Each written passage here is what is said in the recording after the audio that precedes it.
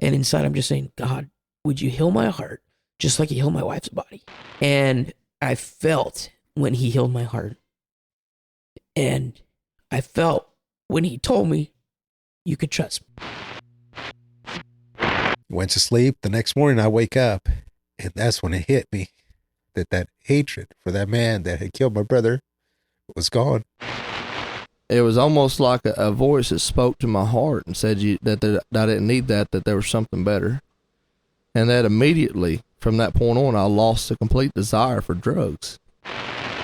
And Walter knew that I had been healed, but I wanted to be sure before I testified of it. And now I get to testify because I'm absolutely sure that God healed me of depression. The other two things were strengthened relationships with my family and with my God.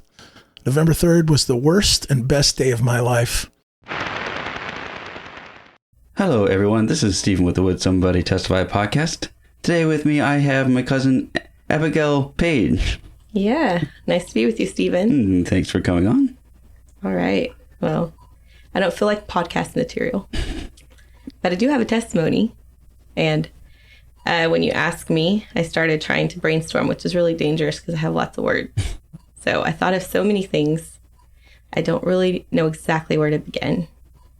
But I want to kind of make a disclaimer. You asked me to testify about my experience with the Lord healing my heart when I didn't have a father growing up. And so that is where this will all end. I didn't know where to begin. So I kind of started trying to lay like kind of a foundation. I know most of the listeners of your podcast probably have already heard my testimony. I mean, a lot of them probably have. But I'm sure there's some that don't even know who I am, right? So I want to start kind of at the origin of me. And my mother was Ramona Wood Cervantes. So she was one of the older Wood children. And she got married while she was serving as ministry in Mexico. She had been there a total of, I believe, 11 years. I wish she was here for me to like bounce everything I say off of her because she would correct me if I was wrong. Aunt Jeannie probably could correct me too. And some of my other uncles and aunts. And another disclaimer is that I have a very poor memory. So when it comes to like dates and age numbers and the year things happened, my memories are kind of stored in sequence of the order that they happened, but I don't necessarily always know exactly what age I was or the year. So I hate that, but that's kind of how I run. But that's who my mother was. She married my dad, Seferino, in Mexico. They were married for about 3.5 years. And then they separated because he had gotten in a cult and got very deceived by this woman in the group. And that's a whole nother testimony. So I'm not going to go all into that. But she had to move to her mother and father's house. First, they set up, I was actually born in Mexico. I was there 1.5 years. We came up here when I was 1.5 years of Diaz was 3. And I believe that was 1988, if I have it right. Daniel was born January of 89, and she was very pregnant with Daniel when we came up here. I was the only one born in a hospital, so Diaz had me convinced that I was traded because I looked more Mexican than him and Daniel at the time. We've kind of all evened out now, so he couldn't convince me now. But back then, he had me convinced that I had been switched at birth. But anyway, we were up here, and our first memories up here, Papa got us a tiny house trailer looking thing. It was really little on the side by the almond trees on the side of their house. And I remember thinking it was really cute, but I don't have a lot of memories there. I just remember thinking it was cute. Had like a table that turned into a bed. It was one of those little tiny travel trailers. And provided for my mom and helped her at first when she came back. I remember my mom being really sad. And I remember them bringing my baby brother to me right after he was born. I think he was born right in the middle of camp meeting. We had a house full at Nana's house, and I was sitting on the couch, and they brought Daniel to me. And I remember thinking, he is huge, which I was only 1.5 years, so he probably wasn't as huge as I remember in my mind, but I just remember thinking he was huge. Then I put him in my arms, and he cried, and he had the biggest mouth in the world. That was my first memories of that little guy. But so anyway, we came into the world at Nana's house, and she started babysitting us, taking care of us. We were there 24/7. There came a time when my mom felt like she needed to get her own place for the sake of the family, just because Nano had no downtime. She was babysitting us 24/7. She was making dinner for us. And then she was helping us with bedtime. And it was just, they had a house with 2 teenagers. Aunt Rebecca and Uncle John were there. And we very much interrupted Aunt Rebecca and Uncle John's life. And I think she was just feeling like we were too much. You know how you get feeling that way probably as a parent. So she started praying because she didn't think she could afford a house, you know. And around, I think it was within a month. I can't remember exactly. It wasn't very long. Just a few weeks after she started praying, she had told the Lord that she could maybe afford around $300, $250, something like that every month. And the going price for houses at the time was for a house that was small was probably about $500. For a small house, if you got a medium house, it was $800 or more. You know, maybe $800, $900. I don't know. I was very young, but that's what it seems like in my head at the time. I remember being completely shocked at the time to when she told us the price, because she was telling us what the normal price was. I was really young. I was probably 5 or 6 at this time. I didn't have a lot of understanding about it. But she was approached at work by Mrs. Hammond. And Mrs. Hammond said that her husband had a house that had belonged to his mother. His mother had passed away. Didn't seem like she had just passed away, but he had had it for a while. He didn't want to rent it. But if she was interested, he would rent it to her. And he was thinking like maybe around $300 or something like that a month. And it was just a direct answer to prayer of God taking care of us. And so we got our own little place. And that was bittersweet. We liked being at Nano's house all the time as kids. You don't think of all the things, you know, when you're kids. But it was nice to be able to go home to our own little space. So I think it was a benefit in the long run. We were still at Nano's house like so much that we were still interrupting her life all the time. But at least at night she got a break, right? She got to say goodbye for a little while. So that was a blessing that God did right away for us. And then we stayed there for 9 years of my childhood. I remember it getting really restless and lonely at night without having a dad figure in home. And she would get her accordion out and we would sing and we would sing and we would sing. It's probably where we all learned to love to sing. All of us loved to sing. And we would sing Spanish. We would sing English. She would read and pray with us. I remember her reading Bible stories and falling in love with my mom's version of a Bible story. And so she was not always consistent with that. We didn't do that every single night of the week, but we did it very often. You know, it wasn't like my mom was a little bit chaotic like me, but she was working full time too. So it was hit or miss for her. But we had seasons of our life where we did it more. And then I feel like when we were younger, we did it more. Anyways, so she did that with us. Got to get back where I wrote all these notes, but I'm just flying. So I might miss everything that I had planned out. But anyways, that was my first memories as a childhood. During that time of when we were living in the little house, I struggled a lot with fear. I was very fearful and restless at night. And my mom would come in my room when I would get afraid. I would say I was too scared to go to sleep. And I would tell her, what if there's something outside? And I'd have all of these things. I saw something. I don't know if I saw something. I just, big imagination. I just was tormented with fear a lot. This is when I was pretty young. And she would come in my room. She would pray for me until I fell asleep. She would fall asleep praying for me a lot of times at the end of my bed. And then she would get up sometime in the night and go to her own bed until I fell asleep. Well, she had done that so many times. And I was getting a little older by then, maybe 6 or 7.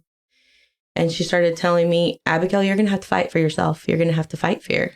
And you're going to have to pray. And she started teaching me a Bible verse about, I wrote it down. I think it's in Psalms 34. The angel of the Lord encampeth around about them that fear him, and he delivereth them.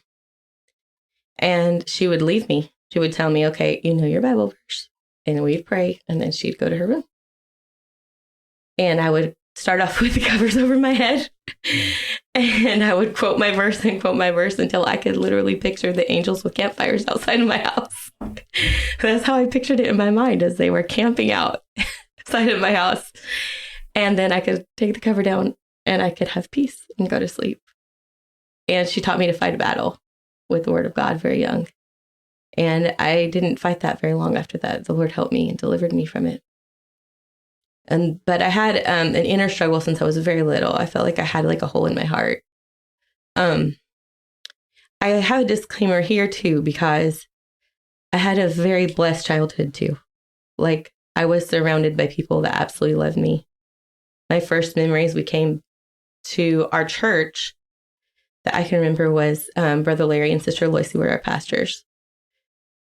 I loved them. I adored them like little kids adore people, only like they can, you know how they are.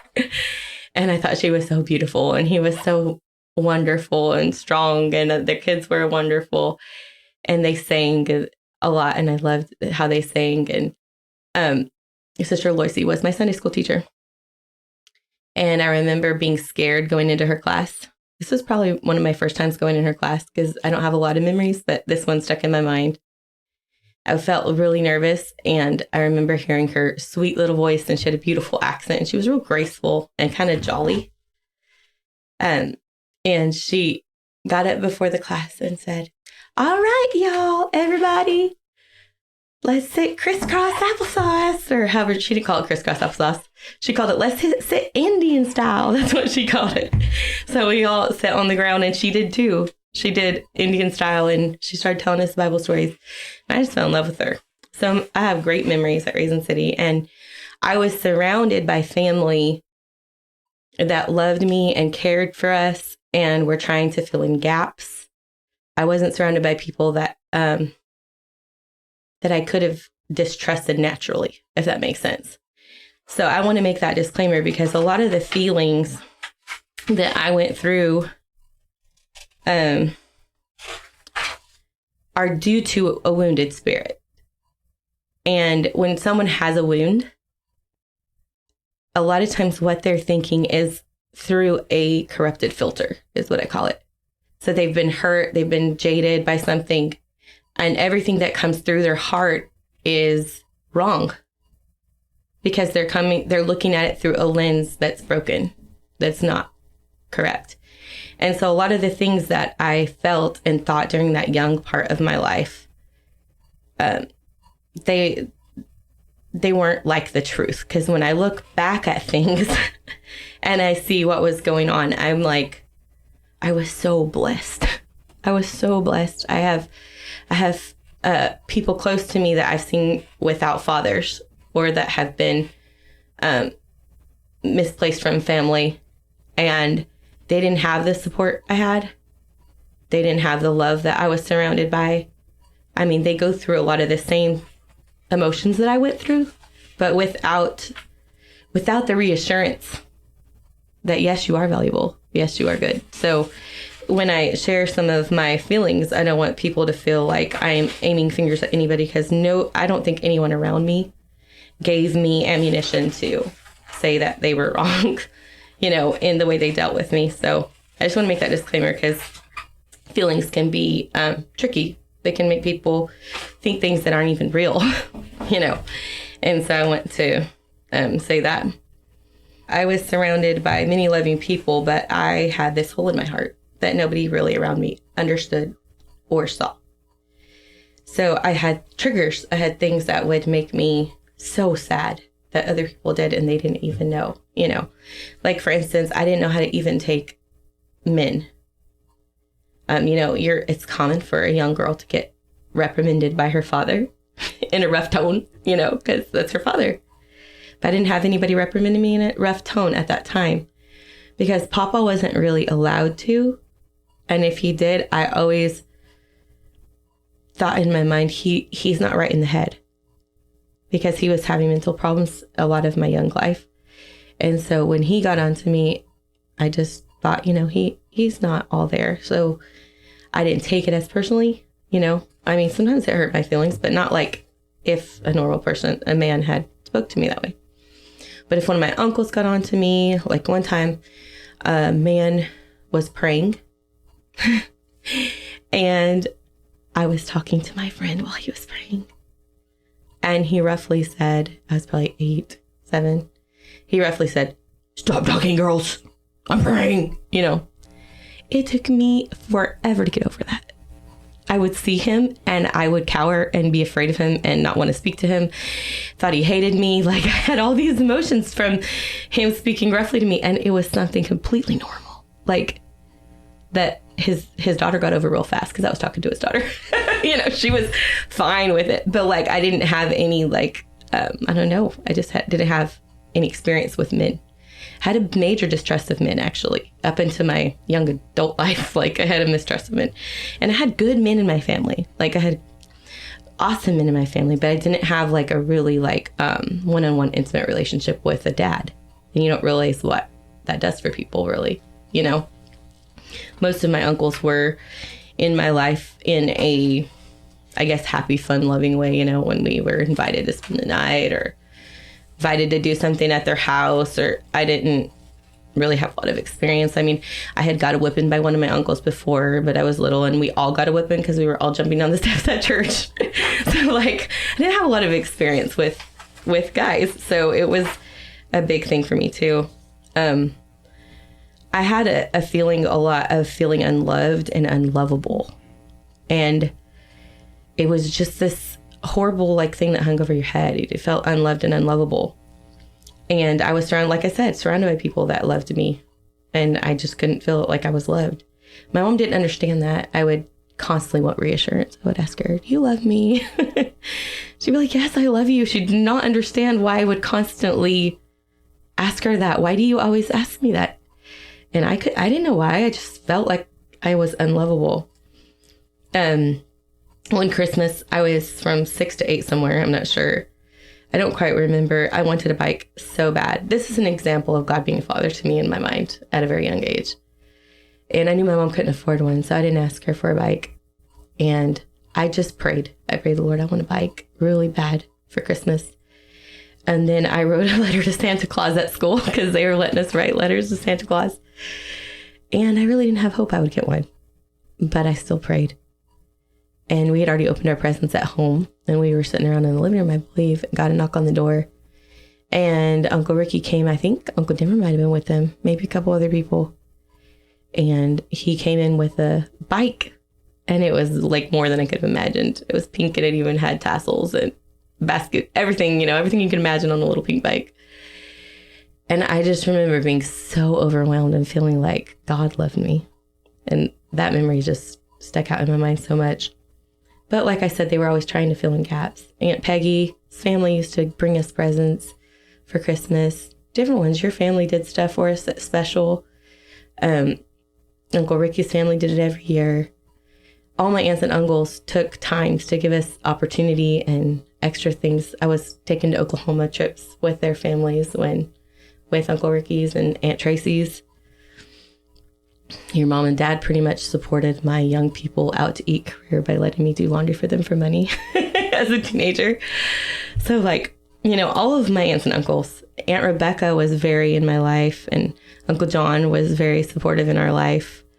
And I remember Aunt Rebecca trying to let me do stuff for money, you know, and then she'd go take us to nursing home service and buy soda. Like, all my aunts and uncles were so involved. Even Uncle Beth and Uncle Ben, and I'm saying it backwards. Aunt Beth and Uncle Fred. I think I normally say it with the man first, but I'm just going to say it however it comes out. And even my far away ones, I remember I didn't know Aunt Connie and Uncle Donnie as much. They didn't come as much. But I remember being a little girl and at Christmas time getting a special package from Oklahoma, and it was from Aunt Connie and Uncle Donnie, and she had embroidered me this little jean jumper that had like a place for crayons in each thing. Oh, I remember thinking I was just rich and amazing. She sewed me a dress. Aunt Peggy sewed me dresses a couple of times, and different ones. Just like Aunt Judy's house, we went over there after school a lot, and they were such blessings. Like I said, I was just so surrounded by people that loved me. So I don't know how this feeling didn't make sense, you know, that I carried all the time. It didn't make sense, but it was real. And so I had a time on my 8th or 9th birthday, I'm not sure which one. I had a birthday party with Giovanna because she was born the day after me. That was Brother Ricky Searcy's daughter. That I felt really special about getting to have a birthday with her downstairs with the whole church. But one time I was feeling particularly down, and they had me, Mom took me to McDonald's, and the whole church and all my family was there, and they were giving me a surprise birthday party. And I remember leaving feeling, wow, I'm so loved. And I had been so low. And that feeling followed me for so long. I had triggers like, on the radio, they started playing that song, was really popular, Butterfly Kisses. You ever heard of that? Yes. It's butterfly kisses after bedtime prayer. It's all about a dad and his daughter. And I would hear it and just cry. I don't know why I'd keep listening. But I would just cry. I wanted that. So I just had this thing all the time that I'd get this literal pain in my chest. Just over stuff like that. Just a literal pain in my chest. One day, one of my friend's dad came up. It was around camp meeting. And there's a bunch of people in the sanctuary after church talking. And he came up behind me, put his arm around me, squeezed my shoulder and said, "Hey, sis." And then he's like, "Oh, I'm so sorry." He was so embarrassed. And he thought I was his daughter. He had got me mixed up. And I remember saying, "It's okay." And then I walked away and cried because it felt so good. And I wanted that and so bad. So sorry, I got emotional, but just how these little triggers that would come. And he was embarrassed, but I was like, oh, wow, I was so glad he had made a mistake. So yeah, there's just all these little things. And I'm painting this picture so you can see the dark side of it. But like I said, I was given so many blessings too. So I don't want people to feel like I was just poor old me, because I wasn't. But when you are abandoned, now I know as an adult, I've looked into it because I've struggled with other things caused by abandonment. Abandonment is an actual condition. It's an actual psychological condition, which makes sense why I dealt with all these things that it was so strong in my mind constantly and stuff, because it was actually like a wound inside that needed to be healed, that I feel like only God could really heal. And I also feel like probably personality comes into it too, because I am way different than my brothers. So like I felt everything extreme. I felt everything like extra kind of. My brothers, I don't remember them crying for my dad. Now, I do know that my brother Diaz testifies to God doing a work in his heart as well. And I wish I had talked to him prior to the episode, because I would like to hear his experience as well. It was different than mine. I mean, he knew my dad. He was 3.5. So it was a different kind of betrayal that he felt, even than what I felt. I didn't really know my dad. In fact, I had very rosy-eyed glasses about my dad. Looking back, it probably wouldn't have been perfect even if my dad would have stayed around, right? I mean, I could have probably came and testified about something that happened in my life, even with a dad, you know. But it's different, definitely, by personality. But abandonment is a very real condition.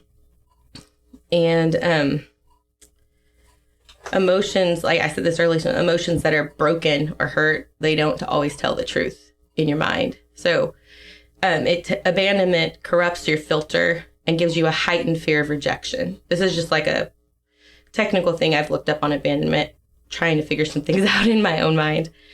And it wasn't for this. I just have looked it up. But it corrupts your filter. You feel a heightened fear of rejection. You have difficulty trusting others, even proven to be trustworthy. You have low self-esteem, struggle with worthlessness, believe that you don't deserve love and affection. You can have a codependency. It's like an excessive reliance on others for validation or emotional support. Fear of being alone. And that one's big. So like I relate to some of them really strong. And then others of the symptoms I didn't have as much. Like I had a huge fear of being alone. I had a huge excessive reliance for validation. I had that. Low self-esteem and didn't deserve love and affection. I had that very much in my life. Not trusting. I had that. and a big fear of rejection. I had that. So I had a lot of things like that. They say you sabotage relationships. I've learned that later in my life. So that was something that I learned about myself. This is where I started looking up what's going on, because I have all these things, you know, and I found out this thing called abandonment. But sabotage relationships. So what happens is you have people that say they love you and you don't trust. You don't believe that they really love you. So it's like psychologically, you don't think, oh, I'm going to do something to test if they really love me. You do it without thinking. So it's like, you know, oh, well, if I come through 100%, then I won't know if they really love me. But maybe if I just lag off and I do something that would displease them, like they're gonna prove if they really love me. So it's like you're constantly testing people's love. And like a lot of like people that have been through foster care or that have had those kind of situations, they do stuff like that because it's the abandonment. It's like they're trying to prove, do you really love me? You say you love me, but if I crash your car, will you still love me? Like, well, something, you know, I don't know. I don't know what you would do, but if I do something that displeases you, will you still love me? And you do it without thinking. You're not like planning it out. You just do it without thinking. And so it causes your relationships to struggle, you know, if you're constantly testing them. Emotional instability, you have triggers because of the fear of abandonment. So there's certain things that you'll be overreactive about that people are like, why? Like there was an instance, we had been married a few years, and anytime we had like a little disagreement, me and Michael at the beginning of our marriage, I would just think he was going to leave me. I'd be like, fine, just leave me. You're just going to leave me. Like, you don't love me. You're just going to leave me. And he really got emotional one time and he told me, why do you always say that to me? What have I done to you that makes you believe I'm leaving you? And it hit me. And I was like, he's never done anything. He's never said anything. He never even left because he needed fresh air and drove a few miles away because we were upset. Like he never did anything like that. And I just always thought, well, you know, he's mad, so he's probably just going to want to leave. And it's like I had that connection in my mind, and he had never given that to me. And after he said that, all of a sudden, it's like I grew up a little in my mind, and I was like, this is stupid. Like, I'm putting projected fear from when I was a little tiny person on this man that doesn't even deserve it. He's never done this to me. So there's some of those things I learned just from being married, that I was like overreactive about things that he wasn't even intending to be rejection or whatever. So it affected me long term, all those things emotionally. But God did a work in my life that without that, I don't know what would have come of me, because before I got married, God had healed that hole in my heart. It happened at Riverbank camp meeting. I got saved before I was 13 at Hanford camp meeting. And that Riverbank, I think, is when it happened.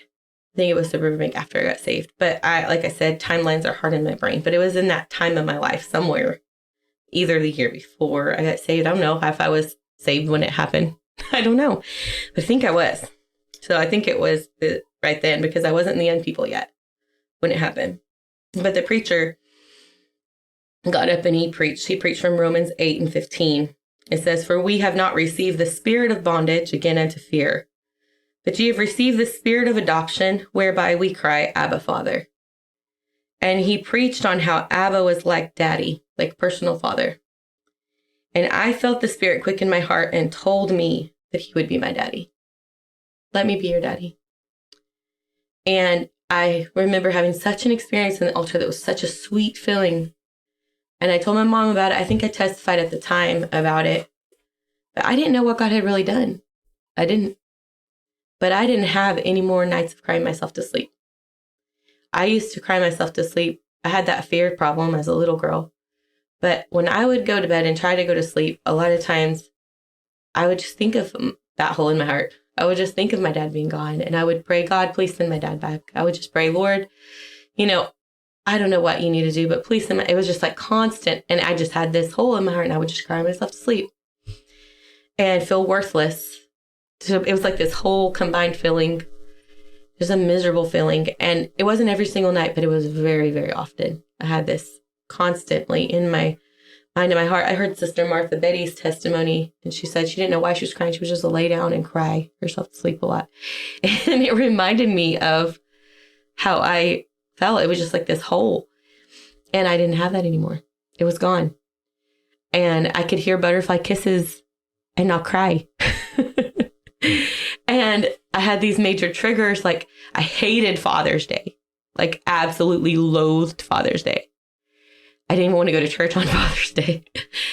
And I could like be happy for other people and their dads and think of the good dads in my life, like my uncles and Papa. And I could like enjoy Father's Day after that, even though I didn't have a dad.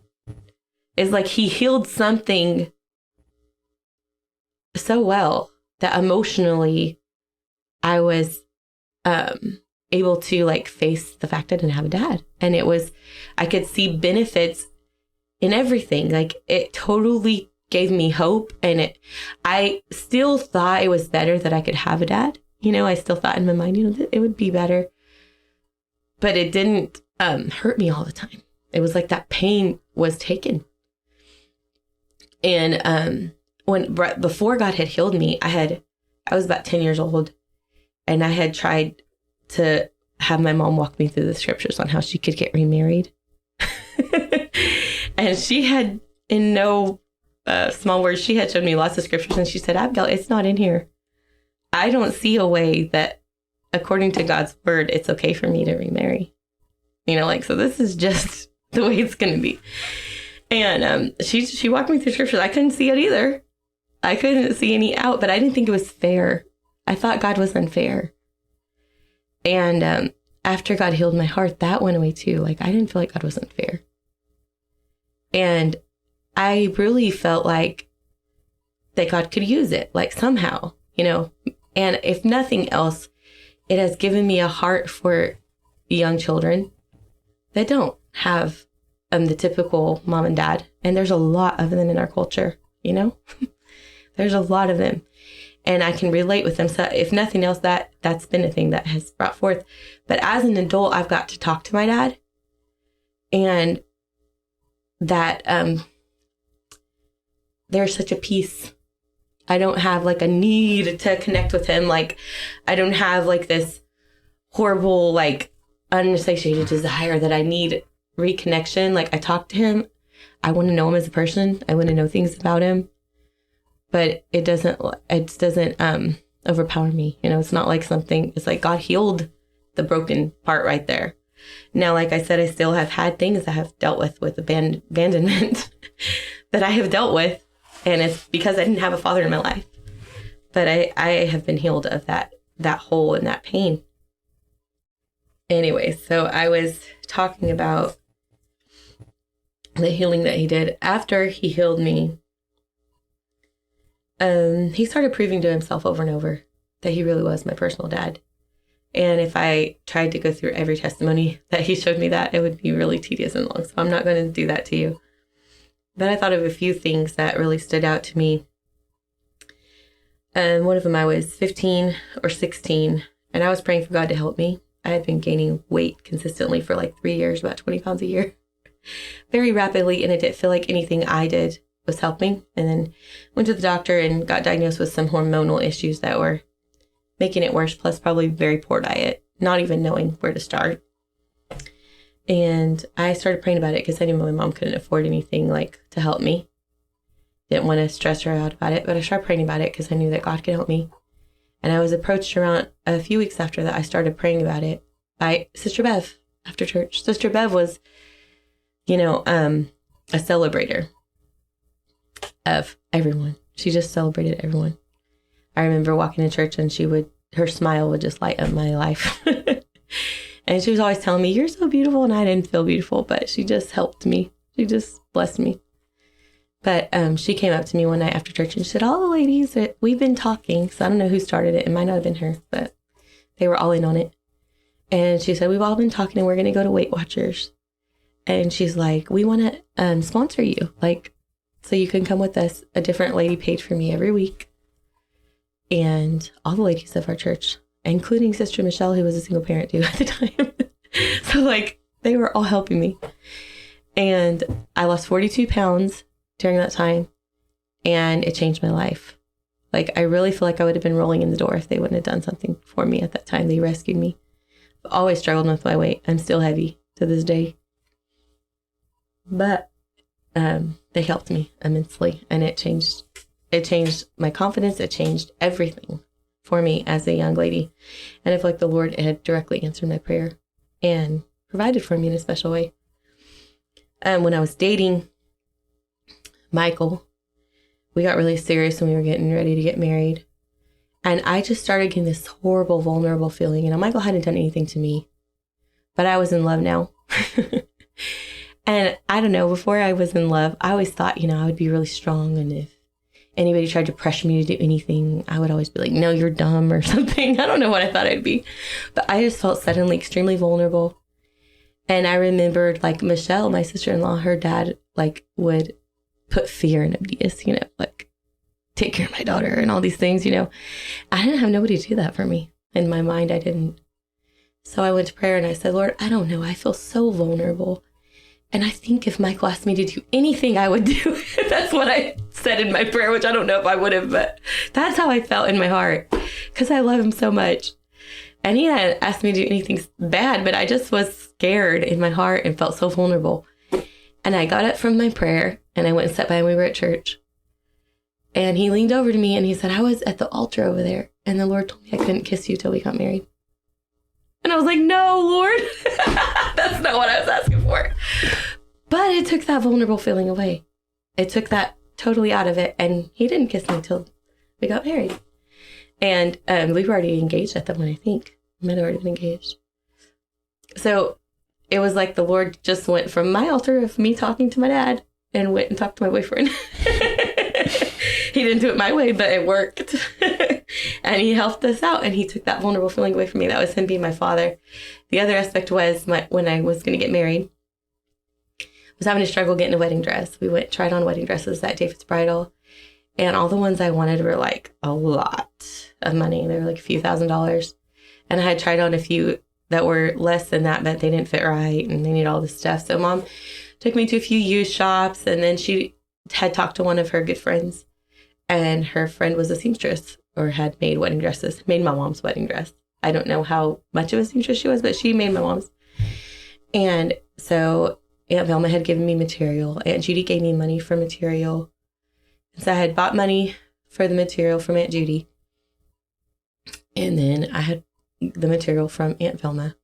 And I went to her and we got measurements. And then a couple weeks before the wedding, I went for my final fitting. And Michelle was with me. And it looked awful, Stephen. It fit awful. I had given her a pattern, and it looked nothing like the pattern. It was probably like 3 inches too high-waisted. It had puffed sleeves, and it just looked wonky. And I'm the type of personality, people pleaser. And I was just like, I'm just going to have to wear it because, like, I've spent everybody's money on this material. It's not even my own money. And then I've already paid her, and she's done all this work because she had made a dress. And I was just like, I can't tell her that I'm not going to wear it. I'm just going to wear it. And I don't have any more money. I spent all the stuff I did have. So I was just like, I can't do anything else. Well, on the way home, Michelle's like, Abby, you're not wearing that dress. She rescued me. You're not wearing that dress. There's no way over my dead body you're going to wear that dress to your wedding. And I'm like, there is no other way. I have to. She's like, no. So she talked to a few people, and we end up at David's Bridal again. Got a call from Sister Rose, and she said, well, me and Brother Anthony, we want to give you a certain amount for another dress. We hear that you're having trouble. And I was like, thank you. And we go to the waiting rooms, and they're like a bunch of mirrors, like a bunch of doors. There's like 20 or I don't know how many. There's like this whole row of like mirror doors. Just like a whole wall of mirrors, and then the doors are kind of just part of the mirror. Anyway, so she just randomly picks the door. When I had first came to David's Bridal, like months prior, I had looked at this magazine, and I had picked out one specific that was like my favorite dress that I wanted, and it was no longer made. Like they stopped making it. It was not being made anymore. She opens this random door, and hanging in that room on the wall was the dress they said was not being made anymore that I had circled that I could not find. It was out of my price range too. And it was in my size. No needs for alterations. Except maybe I could have got the little straps that held it up a little shorter, because in some of my pictures I wish I had done that. But as far as like size and fit, it was my size. It was the dress I wanted originally.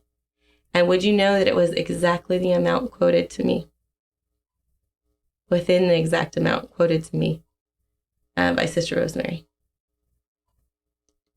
And in that moment, I was just like, God, again, saying, Gabby, I'm your dad. And you can't make that stuff up. You just cannot make that stuff up. But over and over and over again, God shows me.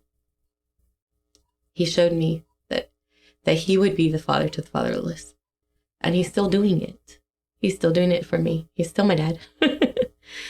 And he's all of our Heavenly Father. But when he personalizes it and he tells you, I'm your dad, and you realize it's not just that he's our Heavenly Father, but he is my personal dad. He's amazing. He's amazing. And he's blessed me with the family and with a husband that's a father to my children. They haven't had to go through anything I've had to go through. Although with like some of the issues I've had from abandonment, they might not come out unscathed. Sometimes we pass things on to our kids that we don't know we're passing, but fears and stuff, you know, but or insecurities. But as far as their own personal experience, they haven't had to deal with any of it. And it just goes to show you how important it is for parents to be what God intended them to be. We're living in a world where there's so many children that are misplaced. They don't have celebrators in their life. Everybody around them is down on them, kind of, you know, and they don't have anybody to look forward to. And, you know, it's, you know, don't underestimate what a smile does for kids, or what just paying attention to them and talking to them. So many people did that for me growing up when I was feeling so unloved, and it was such a blessing. Such a blessing. So I know that God is looking at children's hearts, and he's wanting to help them. He's wanting to help them through this time that we have where there's so many children that are not living what he intended for families. And God's a good God, and he's been a good father. The song that I have been blessed by so much the last few years, I feel like it's my testimony, is the goodness of God. Because when I looked back as a child, in my child eyes, I was jealous of other people's love, you know, and sometimes I was, you know, Nana would be so excited to see my cousins come to the door and say my name, and, oh, I haven't seen you in a few weeks or whatever. And I came to her house every day, and I didn't get that jubilant reception every time I walked through the door. And in my mind as a little kid that was messed up, you know, in my heart, I thought, she loves that person more than me. That wasn't the truth, you know, but my feelings were corrupted. But looking back on things, I can see clearly, and I can realize that God was so good. All my life, he has been faithful. And all my life, he has been so, so good. And really looking back on it, I wouldn't trade anything. That seems funny, but I never thought I would say that, but I wouldn't. Like, my experience seeing God, how he works in brokenness, was such a blessing. He is such a personal God. And seeing like how he helped my mom. He was a husband to my mom. She would be down and she would go in her room. And till she was speaking in tongues, we could hear her. She'd be praying. She'd come out and she'd have the joy of the Lord. And she'd have vision again, and she could do it again. And, you know, he was what she needed. And she left on a high note. She left still trying to work for God. And Brother Shoecraft, did outstanding at her funeral in Arkansas. He preached on she hath done what she could. I think it was from the verse of the lady that poured the oil on Jesus' feet. I'm not sure.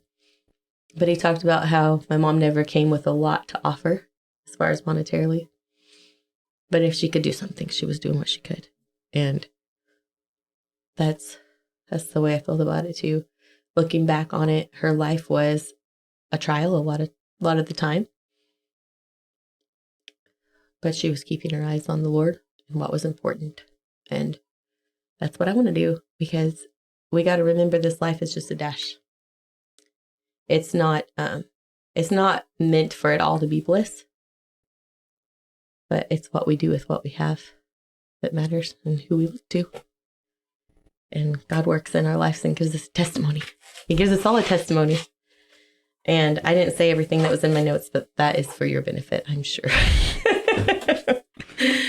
I'm sure it is. Well, thank you for coming on. You're welcome. Thanks for having me, Stephen. I enjoy your podcast. Thank you. And thank you all for listening. There's something I didn't say earlier that I thought of, but it was more like in the beginning of my life, like trying to paint a picture of how my heart was. They would sing, like, I was saying kids need celebrators. And your grandparents are built-in celebrators. So if you think about it, like, your grandkids get to say goodbye to you. And when you come, they get to spoil you, right? That's their job. But when your mom's working full-time and you don't have your dad, and your grandmother becomes a mother, not a grandmother. And as a mother, Nana was amazing. She was an amazing mother. She was an amazing second mother. Like, I owe so much to my grandmother. Like, she taught me how to work at home, and I would get so overwhelmed. My personality gets so overwhelmed easily, and she would break things down in a doable way. And I still hear her voice in my head, like, just make piles, Abby, just make piles when a room's dirty, just make piles. I can hear her voice in my head. She's taught me so many things. But I didn't have the grandma that spoiled me. I just came over for fun. Does that make sense? Mm-hmm. I was her daughter more than her grandchild, like other people would be. And so, like, I think that's why going to church and Sister Beth being like so smiley and so receptive of me was like such a like blessing to me, was because it was like she would celebrate me without having to boss me around or tell me what to do, or like a mom does. But I don't mean that as a down on my grandmother, because we had one of the most amazing grandmothers in the whole wide world. And she was a grandma to me in a lot of things. She let me have slumber parties at her house. She let me wrap all of her Christmas presents. I loved wrapping Christmas presents. And she even let me see my own Christmas present before Christmas a couple times, which was like so big for her.